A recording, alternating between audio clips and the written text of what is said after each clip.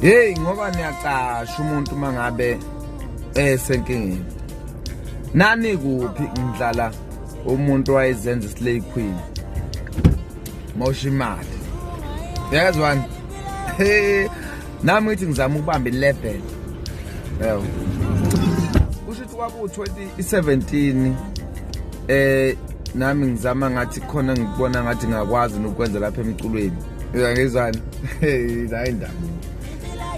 Kunabantu abanye abawu3 amajita sasicula nawo uGiza noTirash yakhumbula. Basithatha seperforma lapha eBed Center ngenxa ukuthi safika late sasingazi ukuthi kufanele sihlala kwi-VIP. Besikipha ngangisprintile la sasibhale ukuthi zase-Afro. Ngiveza ngamabomu lokho ngoba khona indaba la yakho. Kusho ukuthi sifike sihlale nathi kwi-crowd la ngaphakathi ngenxa ukuthi silinde ukuthi siperform ngo9 o'clock kodwa asazi ukuthi kufanele sibe kuphi sibheke nje isikhathi kuphela. Hayi bese ke si-Autobia wethu kwesu-Autobia kunawo sisi laba abaqashwa nje endaweni ethize laba bagqoka kancane abafresh yabona kahle ukuthi yayibo high level oklama nje ngasho kanjalo. Hey ngitshela amajita engihleli nayo ngithi mina ingeke bafana imoli yangani ingeke siphakamise isandla sibize yona bese si-order ke iphuzo zethu sesidinga zosikhathi. Bese ngicela nje kancane umama kodwa ubuhle obungaka yabuqala njengelanga liphuma kodwa ke ngoba nakho busy ngicela nje unginike number yakhe. Mbuke phansi mbuke phezulu.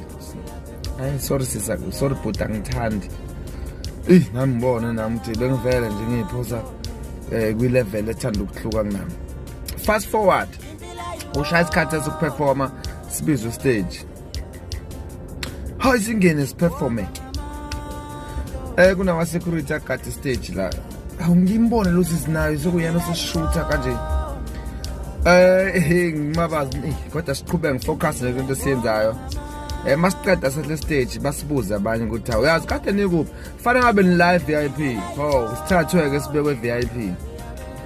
Hayi ke bese ke sisi asondele VIP lapho. Phela manje ngima-couch amhlophe manje sikukuza bonke utshwala nokudla sikudingayo okusezingeni elithuthuke kakhulu kufanele nguveze lokho. Hayi bese sondela ethi ucela ukucharge ifoni yakhe la eduze kwami ngimgadele yona. Ngithi no mama kulungile phela ngizokwenza lokho.